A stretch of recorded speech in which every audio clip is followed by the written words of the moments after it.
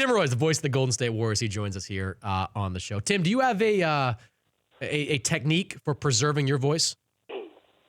Well, I think when I get colds, and right now I'm getting crushed by allergies, I tend to go with hot tea with honey. And then if you're really sick, then that it's kind of gross, but it does work. Is that neti pot idea? No. The that's neti. your friend. I'm telling you, that's your friend. Before you go on the air, you get that one of those three, and you're good for a few hours. So. Okay, the neti pot, for people that aren't familiar with it, is basically a teapot full with water that you stick into one nostril. You turn your head, but put your head between your legs, basically, and the water comes out the other nostril, and you're basically gagging the entire time. Like it's not a pleasant experience, Tim. No, it's not. It's not. But it does work. It does work. It's got me through a few broadcasts this year. It really did. So when you're doing these games, can you tell when Golden State is taking a night off?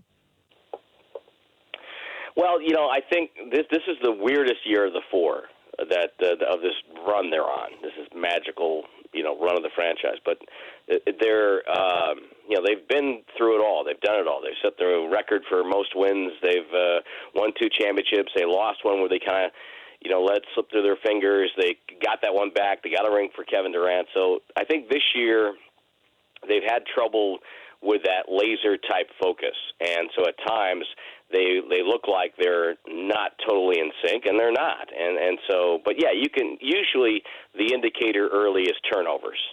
And it's not just turning the ball over, it's the way they turn it over. A pass for someone who's not there goes sailing out of bounds. The pass thrown to someone who wasn't looking, or you try to off the dribble throw a bounce pass that's going to thread the needle by 3 defenders to get to a guy on the other side, the one that has almost like a .0001 chance of getting through. So when you see those kind of things, that's an indicator that they're not totally locked in. Do you think the Warriors have played well through 2 games this series? I thought they played well for a good chunk of last night. Offensively, they played, I thought, their best game in a while. They really were opportunistic. They read what the defense gave them.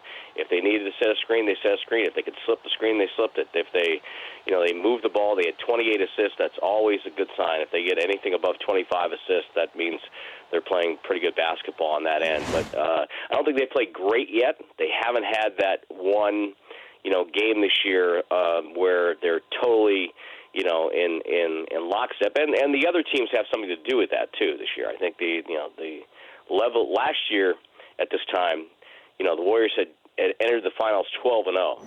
Cleveland was 12-1. Well, this year has been a different year for both teams, so it's not been the quick path and a lot of blowouts en route to the finals. The end of game 1, when JR starts to dribble that ball out, do you start to question whether you knew what the score was? Did you question whether you were aware of the situation? I question JR's sanity, my sanity, the league sanity for having a play like that in the finals. He throws everybody off when he does that. I mean, that's you totally don't expect. First of all, you don't expect him to get the rebound. That's number one. And then he dribbles out to half court, and I'm looking at the score like, what the heck's he doing? I mean, it's like it was just insane. And I've never seen anything like that. I mean. Derek Harper. I remember Derek Harper dribbling out a tied game with the Lakers years ago.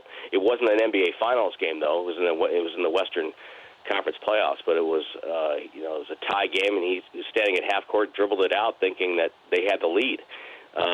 But I'd never seen anything like that. So yeah, for that split second. When you see him do that, it totally throws you for like, what the heck is going on here? And very, very strange play. I don't think we'll ever see that again. Talking to Tim Roye, the voice of the Golden State Warriors, joining us here, Dan Patrick Show. Tim, you've seen far more Golden State games than I have, but that game in game 1, that looked to me like the first time in a long time that the Warriors got beat. Like, not that sometimes they beat themselves, but that looked to me like Cleveland, LeBron James legitimately beat them. That's why it was such a big blown opportunity to me, because that was the best I think Cleveland could possibly play. I thought they played really well, and even last night, for a long stretch of the game, they were within striking distance. They kept it manageable for a long stretch last night. They're a lot better than people are saying going into this series. But yeah, in game one, I thought that was a great chance, and those are hard to get back. The Warriors had game 4 against Houston, where they were up 10 in the fourth quarter, up 12 in the fourth quarter, and let it get away. And when you let a game like that get away in a 7-game series, that means you have to beat the other team kind of 5 times. You beat them once and then let it go. Now you got to beat them 4 more times. So those are tough to bounce back from, especially in the way it happened. For Cleveland, I thought emotionally they did a great job last night of kind of coming back and not letting that affect their game. That's the thing, though, Tim. Like, I've heard this kind of narrative that the Cavaliers are better than we thought. I don't think they are. I just think LeBron James is so great, he's making everybody else look better. I mean, you've done all 4 of these finals that they've played together. Can you dispute that this is the worst Cavaliers team of the 4? I mean, I guess you go back to the first one with all the injuries, but on paper, this is not even close the worst Cavs team of those 4, isn't it?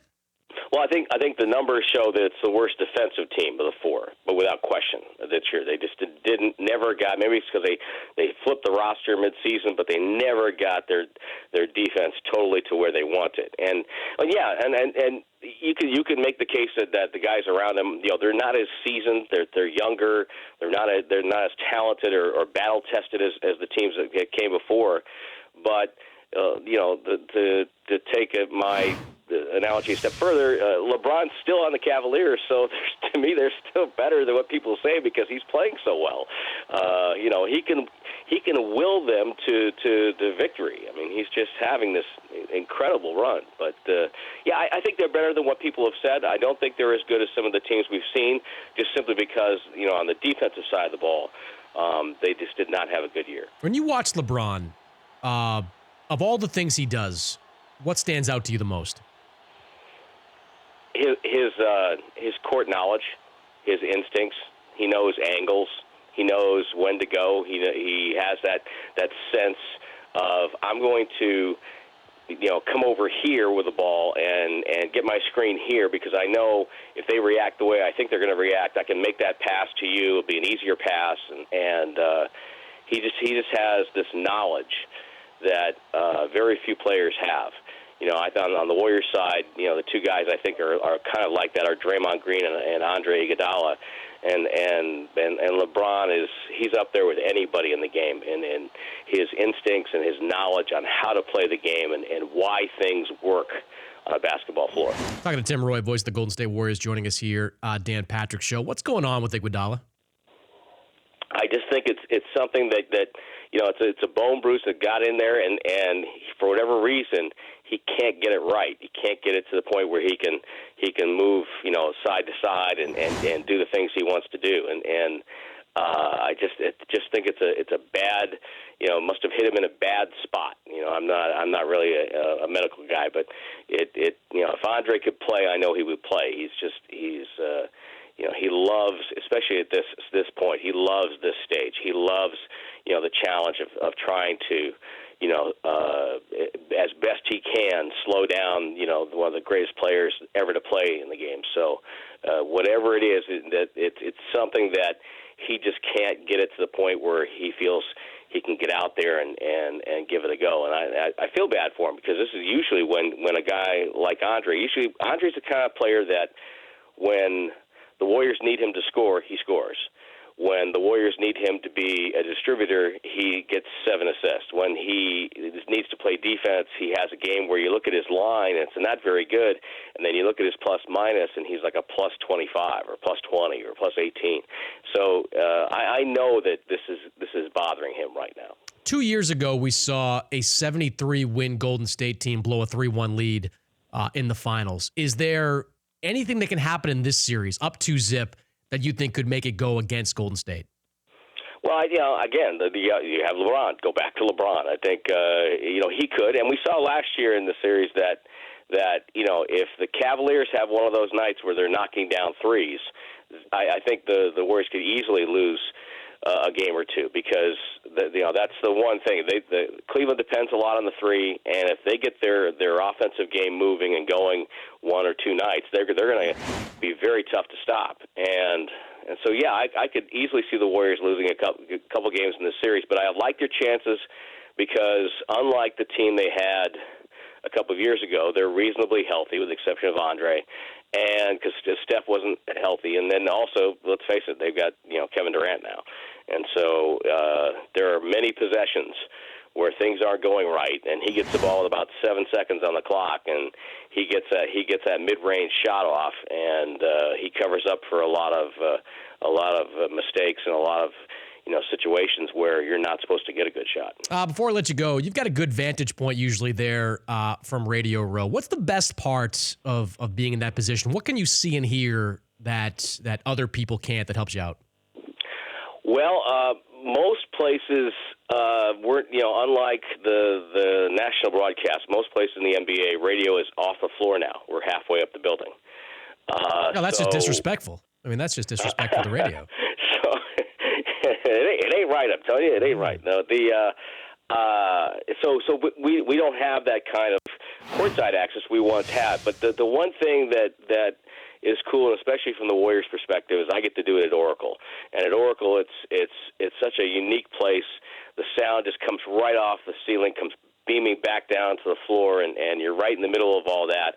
And from sitting where I'm sitting and watching Steph Curry do his magic with the ball sometimes, and getting that overhead view of it, it's fantastic because he just puts on a display of ball handling that leads into the ridiculous shots that he makes that no other man on the planet would even take, and then no other man on the planet would even make. He's just he's an amazing player. But you know what? I got to be honest with you. This is my 23rd year with the Warriors, my 29th in the league, and I wouldn't really change a moment of it. It's an honor and a privilege to work in this league. Are you going to miss Oracle when it's gone? Of course. Oh, come on, now, Tim. Let's come on. Like, that place is a dump. Like, just. But it's our dump, damn it. And the place when they demo that place, just demo the A's stadium with it. Oco, just demo it all. Like, demo it all down. Have you been here for a playoff game? Oh yeah, many. Okay. So you know what it's like in there. I mean, yeah. It's that type of feeling. It's the feeling people get out when they go out in the concourse after the game, and people are dancing and they've got music going, and it's just the atmosphere and the whole crowd involvement that sums up Oracle. The great thing about Oracle is that the crowd. The crowd at Oracle doesn't need the scoreboard to tell them when it's a big play. Yeah. They know when it's a key moment. They know when the Warriors need to get moving, and they react. And it's a great place. I'm going to miss it terribly when we leave. But the new place in San Francisco, the Chase Center, is going to be fantastic, and it's going to be world class. And we just can't wait to get in there. You're going to miss it when you're in your nice, cozy office there in San Francisco. Comfortable chair, air conditioned. Yeah, let me tell you about where radio ranks here now. Apparently low is what I'm guessing. Yeah. Actually, the Warriors are very nice. They let me work out of my home office, so that's even better. So, Tim, always good to talk to you, man. Enjoy the next couple of games, and thanks for joining me. Always a pleasure, sir. Take care. That's Tim Roye, the voice of the Golden State Warriors, joining us here at Dan Patrick Show. For more Dan Patrick Show, tune to Audience Channel 239 on DirecTV or download the Dan Patrick Show app.